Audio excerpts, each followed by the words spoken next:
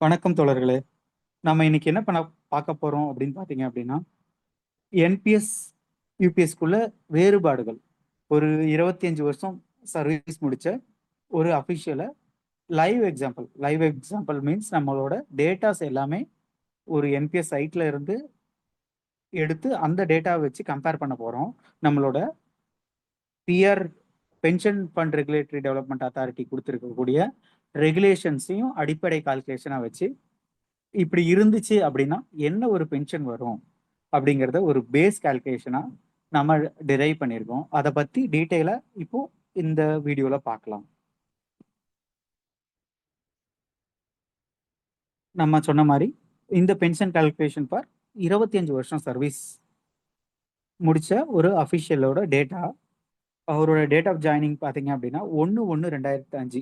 இவர் new pension scheme உள்ள வரக்கூடிய ஒரு அஃபிஷியல். இவரோட சூப்பர் ஆனிவேஷன் பார்த்தீங்க அப்படின்னா 30/1/2030 இப்படிங்கிற ஒரு டேட்டா வச்சிருக்கோம். அடுத்து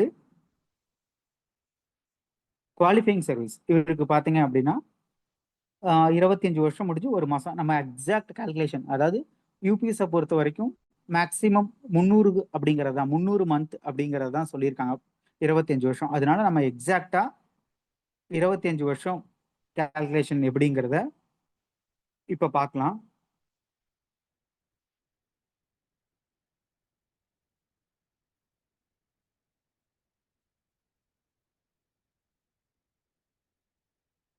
இதுல பாத்தீங்க அப்படின்னா நம்ம எப்படி எடுத்துக்கிறோம், இங்க சொல்லியிருக்க மாதிரி 12 மந்த் ஆவரேஜ் பேசிக் அப்படின்னு எடுக்கிறாங்க. ஒரு அஃபிஷியல் குரூப் சி கேடர் லெவல் 4ல ஜாயின் பண்றாரு. சர்வீஸ் பாத்தீங்க அப்படின்னா 25 வருஷம். இவர் என்ன பண்ணியிருப்பாங்க, 25 வருஷத்துல 2 எம்ஏசிபி வாங்கியிருப்பாரு அண்ட் பேசிக் இன்க்ரிமெண்ட் இதெல்லாம் போட்டு டிரைவ் பண்ணி இன்னைக்கு அவரோட பே, அதாவது ரிட்டையர்மெண்ட் அப்போ இருக்கக்கூடிய பே என்னங்கிறது ஒரு 68,000 டிரைவ் பண்ணியிருக்கோம். இந்த 68,000 எப்படி நம்ம டிரைவ் பண்றோம், இந்த 68,000 பேசிக்கான நம்மளோட பேசிக் பே, தென் எம்ஏசிபி டியூ 10 வருஷத்துல ஒரு டியூ வந்திருக்கும், 20 வருஷத்துல எம்ஏசிபி 2 வந்திருக்கும். அதை போட்டு அவருக்கு என்ன பே matrix, as on date pay matrix இருக்கிறத நம்ம அரைவ் பண்ணியிருக்கோம். 68,000 அப்படிங்கிறத ஒரு பேஸ் ரேட்டா எடுத்துட்டு பண்றோம். இதோட கார்பஸ் என்ன இருக்கும், இந்த கார்பஸ் அமௌண்ட் நம்ம டிரைவ் பண்ணது என்பிஎஸ் கால்குலேட்டர், அதாவது என்பிஎஸோட சைட்ல இருந்து டிரைவ் பண்ணியிருக்கோம். இதுல 10% ஆனுவல் இன்க்ரீஸ், ஒவ்வொரு வருஷமும் அவருடைய சம்பளத்துல 10% சம்பளம் பிளஸ் டிஏ 10% உயரும் அப்படிங்கிற ஒரு கால்குலேஷன்ஸ்ல 3% டிஏ ரெண்டு தடவையும் ஒரு இன்க்ரிமெண்டல் டியூ 4% அப்படிங்கிற விதத்துல 10% இன்க்ரீஸ் பண்ணி போட்டிருக்கோம். இவரோட ரிட்டையர்மெண்ட்ல ஆஸ் பர் கால்குலேஷன் ரிட்டையர்மெண்ட்ல 1,10,00,000 வந்து அவருடைய பென்ஷன் வெல்த்தா இருந்திருக்கும். இந்த பென்ஷன் வெல்த்ல அவரு 60% யூபிஎஸ்லயும் விட்ராயல் பண்ணிக்கிறாருங்கிற பட்சத்துல அவரோட விட்ராயல் அமௌண்ட் வந்து 60,60,000 இருக்கும். ஓகே, இப்போ இவருக்கு யூபிஎஸ் கீழே என்ன பென்ஷன் கிடைக்கும் அப்படிங்கிறத பார்க்கலாம்.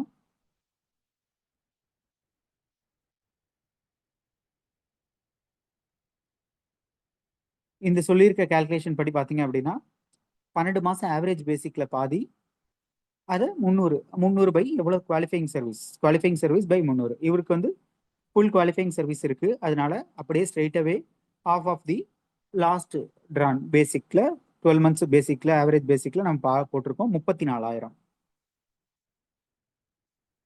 இது வந்து அவருக்கோட பென்ஷன். இதுக்கு டிஏ கால்குலேட் செய்யப்படும். இது என்பிஎஸ்ல இல்ல, பட் யூபிஎஸ்ல இந்த ஒரு ஃபெசிலிட்டி இருக்கு. இவருக்கான பென்ஷன் என்னவா இருக்கும், எந்த ஒரு 60% ஆட் பண்ணாம 100% நான் பென்ஷனாகவே வாங்கிக்கிறேன் அப்படிங்கிற பட்சத்துல இவருக்கு டிஏ ஒரு 50% டிஆர் அப்படிங்கிற விதத்துல போடுறோம். நமக்கு இன்னைக்கு 50 தாண்டிருச்சு, பட் நம்ம பே கமிஷன்ல எதுவும் கிடைக்கல, எந்த ஒரு இன்க்ரிமெண்ட்டும் கிடைக்கல. இருக்கிற டிஏவே இன்னும் 5 வருஷத்துக்கு இவர் ரிட்டையர் ஆகிற வரைக்கும் கண்டினியூ ஆச்சு அப்படிங்கிற பட்சத்துல இவருக்கு எவ்வளவு வரும் அப்படின்னு பாத்தீங்கன்னா, பணமே விட்ரா பண்ணல 100% அப்படியே கவர்மெண்ட் கிட்ட சரண்டர் பண்ணிட்டாரு ஆனுவிட்டிக்காக. அப்படிங்கிற பட்சத்துல 51,000 ரூபாய் இவருக்கு பேசிக் பிளஸ் டிஆர் அப்படிங்கிற வகையில அவருக்கு பென்ஷன் கிடைக்கும். அப்புறம் அவரோட ஸ்பௌஸுக்கு இந்த பேசிக் பேல இருந்து 60%க்கு உண்டான பென்ஷன் அப்படிங்கிறது ஃபேமிலி பென்ஷன் விதத்துல கிடைக்கும். சரி, இப்போ இந்த அபிஷியல் 60% வாங்கிட்டாரு அப்படிங்கிற பட்சத்துல இவருக்கு ஒரு என்ன ஒரு பென்ஷன் கிடைக்கும் அப்படின்னு பாத்தீங்க அப்படின்னா, 60% வாங்கிட்டாரு. மீதி இருக்க பென்ஷன்ல 40%, அதாவது 13,600 ரூபாய் அப்படிங்கிற விகிதத்திலையும் இந்த டிஆர் அப்படிங்கிற டியர்னஸ் ரிலீஃப் அதையும் சேர்த்துனா 21,000 ரூபாய் இவருக்கான டோட்டல் பென்ஷனா இவருக்கு கிடைக்கும். இப்போ இதை வச்சு ஒரு பேசிக் ஐடியா உங்களுக்கு யூபிஎஸ்ல என்ன இருக்கு, எப்படி கிடைக்குங்கிற ஒரு ஐடியா கிடைச்சிருந்திருக்கும்.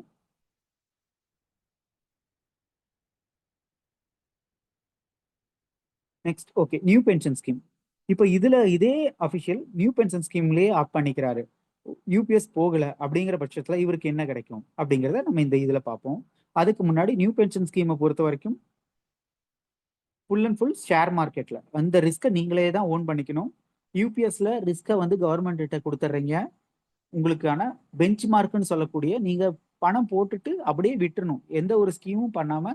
பெஞ்ச் மார்க் கார்பஸ் என்ன இருக்கோ, அவன் சொல்ற பெஞ்ச் மார்க் கார்பஸ்ங்கிறது நீங்க டிஃபால்ட் ஸ்கீம்ல என்ன வேல்யூ இருந்தாலும் சரி, அது மைனஸ்ல இருந்தாலும் சரி பிளஸ்ல இருந்தாலும் சரி, அந்த வேல்யூவை தான் பெஞ்ச் மார்க் கார்பஸ்னு அவங்க எடுத்துக்கிறாங்க. பட் இதுல பொறுத்த வரைக்கும் நமக்கு பாஸ்ட் 25 வருஷத்துல, ஒரு 25 வருஷம் இருக்கக்கூடிய அபிஷியலுக்கு நம்ம பாஸ்ட் 25 வருஷத்துல என்ன நடந்திருக்கும் அப்படிங்கிறத நம்ம ஒரு சின்ன கெஸ்டா பார்க்கலாம். இதுல பாத்தீங்க அப்படின்னா ஒவ்வொரு 10 வருஷத்துக்கும் ஒரு கிரைஸ் நடந்திருக்கு ஷேர் மார்க்கெட்ல. 2000ல .com கிரைசிஸ், 2000 2K அந்த பிரச்சனை வந்தப்போ அந்த இடத்துல ஒரு கிரைசிஸ், பெரிய கிரைசிஸ் நடந்திருக்கு. அடுத்து 2008-9ல லேமன் பிரதர்ஸ் அப்படின்னு சொல்லக்கூடிய பேங்க் திவால் ஆனப்போ ஒரு கிரைசிஸ் நடந்திருக்கு. அடுத்து 2019-20ல பேண்டமிக், கோவிட். இந்த மாதிரி ஒரு டைம் பீயிங்ல ஒரு அபிஷியல் ரிட்டையர் ஆகுறாரு அப்படிங்கிற பட்சத்துல அவருடைய வேல்யூ குறையறதுக்கான சான்சஸ் நிறைய இருக்கு என்பிஎஸ் பொறுத்த வரைக்கும். இதை நம்ம மைண்ட்ல கொஞ்சம் எடுத்துக்கணும். இந்த இந்த ரிஸ்க்குக்கெல்லாம் ஓகேங்கிறவங்க என்பிஎஸ்ல தாராளமா போகலாம். அடுத்து பேஸ்ட் ஆன் ப்ரீவியஸ் ரெக்கார்ட்ஸ், நம்ம இது எல்லாமே பேஸ்ட் ஆன் ப்ரீவியஸ் ரெக்கார்ட்ஸை வச்சு சொல்றோம். ஒரு ரிட்டர்ன்ஸ், ஆவரேஜ் ரிட்டர்ன் பார்க்கும்போது நமக்கு 14%, 14.2% வந்து ஆவரேஜ் ரிட்டர்னா நமக்கு இந்த ஷேர் மார்க்கெட்ல நிஃப்டி 50. ஏன் நிஃப்டி 50 எடுத்தோம் அப்படின்னு பாத்தீங்கன்னா, நம்மளோட ஷேர்ஸை வந்து டாப் பர்ஃபார்மிங் கம்பெனில தான் இன்வெஸ்ட் பண்றாங்க, வேரியஸ் செக்டர்ஸ். இந்த நிஃப்டி 50 அதே மாதிரி தான் டாப் பர்ஃபார்மிங் கம்பெனிஸ்ல தான் இன்வெஸ்ட் பண்றாங்க. அதோட ஆவரேஜ் ரிட்டர்ன்ஸ் பாத்தீங்க அப்படின்னா 14.2. நம்ம கால்குலேஷன்ஸ்ல எடுத்துக்கிட்ட ரிட்டர்ன்ஸ் எல்லாமே வந்து 10.15ங்கிற விதத்துல எடுத்திருந்தோம். இதோட கம்மியா தான் எடுத்திருந்தோம் அந்த கார்பஸை அரைவ் பண்றதுக்காக. தென் ஆக்சுவலா இன்னைக்கு ஆஸ் ஆன் டேட்டு நம்ம என்பிஎஸ்ல அவங்க கொடுக்குற ஆப்ல பாத்தீங்க அப்படின்னா 9.14 சம்திங், அந்த 9.2 அந்த ஆவரேஜ்ல இருக்கு. நம்ம ரெண்டையும் ஆவரேஜா ஒரு 10 பாயிண்ட் அப்படிங்கிற ரேஞ்சில் வச்சு கால்குலேஷன்ஸ் போட்டிருக்கோம். அடுத்து இதுல இன்னொரு ரிஸ்க் என்ன, இன்வெஸ்ட் பண்ண கம்பெனிஸ் எல்லாமே இருக்குமா அப்படிங்கிறது ஒரு டவுட். ஏன்னா இந்த நிஃப்டி 50லயே 12 கம்பெனிஸ் தான் 99ல இருந்து இன்னைக்கு வரைக்கும் அந்த நிஃப்டி 50 ஸ்டேட்டஸ்லயே இருக்காங்க. மீதி கம்பெனிஸ் டவுன் ஆயிருந்திருக்கலாம், மீதி கம்பெனிஸ் இல்லாம கூட போயிருந்திருக்கலாம், அந்த மாதிரி ஒரு சுச்சுவேஷன்ஸ் நடந்திருந்திருக்கலாம். பட் இந்த ஒரு 12 கம்பெனிஸ் இருக்காங்க. நெக்ஸ்ட் நம்ம என்பிஎஸ் ஃபுல்லா போயிடலாம். நம்ம முன்னாடி சொன்ன மாதிரி ஒரு அஃபிஷியல் 10% இன்க்ரிமெண்ட் வாங்குறாரு அப்படிங்கிற ஒரு அசம்ஷன்ல இவரோட என்பிஎஸ் கார்பஸ் பார்த்தீங்கன்னா 1,10,00,000 இருக்கும். இதுல என்பிஎஸ்ல விட்ரா பண்ணும் பொழுது அவரு 60,60,000 ரூபாய் கேஷ் பேமெண்ட் ஆகும். ஆனுவிட்டி பர்ச்சேஸ் அப்படிங்கிற பட்சத்துல 40,40,40,000 பணமா வாங்கிக்கிறார். இவருக்கு பென்ஷன் என்ன கிடைக்கும், ஒரு நமக்கு இது வந்து அந்த கால்குலேஷன் ப்ரொவைடட் பை என்பிஎஸ். அவங்க நம்மளோட அஃபிஷியல் சைட்ல எடுத்த ரெக்கார்டு, ஒரு குரூப் சி அஃபிஷியல் நமக்கு கொடுக்கப்பட்ட டேட்டா இதுதான்.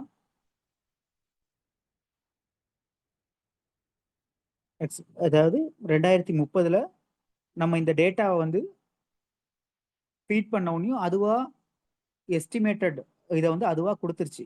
63 லட்சம் இன்னைக்கு இருக்கும். ஒருத்தர் 2005 இருக்கும். சிமிலர் ப்ரொஃபைலை நம்ம என்பிஎஸ் சைட்ல இருந்து எடுத்திருக்கோம். அவங்க என்பிஎஸ் சைட்லயே சொல்லக்கூடிய ரெக்கார்டு இது. 63,06,825 ரூபா ஆஸ் ஆன் டேட்டுக்கு 9.1 அப்படிங்கிற ரேட்ல அவங்க நம்ம கால்குலேஷன்ஸ் கொடுத்துருந்துருக்காங்க. அடுத்து இன்னும் 5 வருஷத்துக்கு எப்படி இருக்கும் அப்படிங்கிறதையும் அந்த சைட்லயே நம்ம கால்குலேட் பண்ணி எடுத்திருக்கோம்.